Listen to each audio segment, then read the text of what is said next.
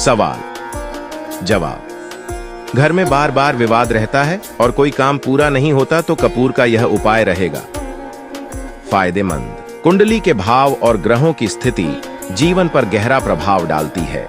चंद्रमा से अति विचारशीलता और राहु से प्रतिष्ठा मिलती है। बालों के झड़ने का कारण मंगल, राहु और बृहस्पति होते हैं। शनि मंगल की युति कष्ट देती है और वायव्य कोण धन संबंधित समस्याएं उत्पन्न करता है। कपूर और घी से विवादों में कमी आ सकती है, इसे भी आजमाएं। अगर घर में बार बार वाद विवाद रहता हो तो घी से भीगे कपूर को प्रज्वलित कर पूरे घर में दिखाएं। क्लेश के उन्मूलन में राहत मिलेगी, ऐसा मान्यताएं कहती हैं। ज्ञान का पिटारा। जन्म कुंडली के षष्ठ, अष्टम या द्वादश भाव में चंद्रमा की उपस्थिति व्यक्ति को अति विचारशीलता, संवेदनशीलता, कल्पनाशीलता प्रदान करके भावुक व स्वप्न दृष्टा बनाती है। किंतु अत्यधिक संवेदनशील व अति भावुक होने से इनका व्यक्तित्व एकतरफा, रूखा व नाटकीय होकर इनके लाभ पर असर डालता है। उद्यम के अभाव में सफलता प्रभावित होती है। यह इनके जीवन पर नकारात्मक छाप छोड़ता है। इन्हें धन के जोखिम से बचना चाहिए तथा सट्टे या फ्यूचर ट्रेडिंग से दूर रहना चाहिए, अन्यथा लाभ की जगह हानि हो सकती है। बात पते की। कुंडली के अष्टम भाव में यदि राहु हो तो प्रतिष्ठा देते हैं। इन लोगों को समाज में विशिष्ट क्षेत्र में अपार प्रशंसा मिलती है।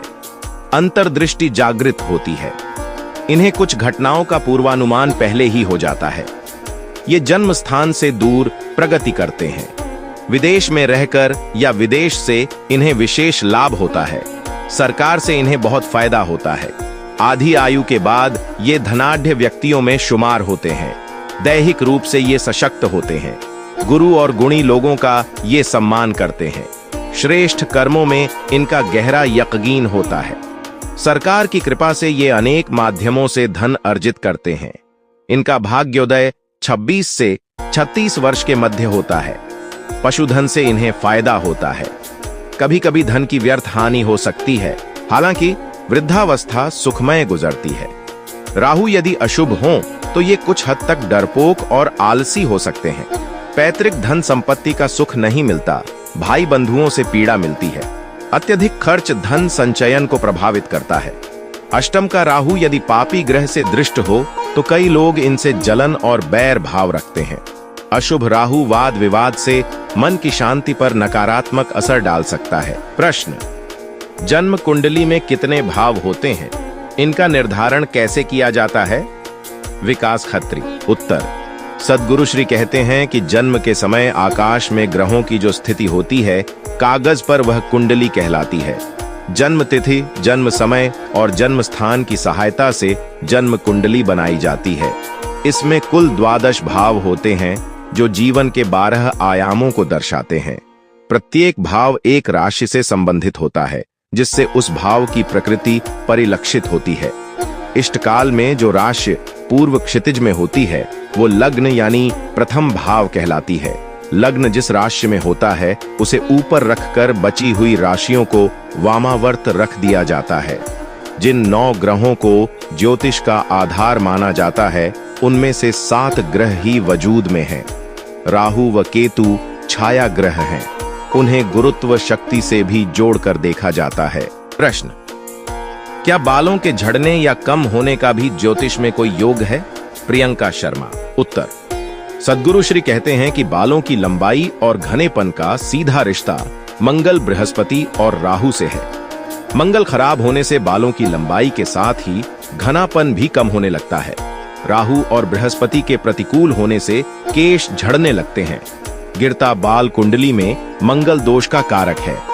यह ग्रह क्लेश और मानसिक अशांति का भी संकेत देते हैं। असंतुलित राहु केवल बालों को ही प्रभावित नहीं करता, बल्कि निजी जीवन में भी उथल पुथल मचाए रखता है। बालों की स्थिति व्यक्ति की मानसिक परिस्थितियों के साथ वैवाहिक जीवन का भी दर्पण होती है। इससे व्यक्ति के मिजाज और कैफियत की भी खबर मिलती है। प्रश्न, अगर शनि और मंगल की युति सप्तम भाव में हो तो यह शुभ है या अशुभ? श्रुति ओसवाल।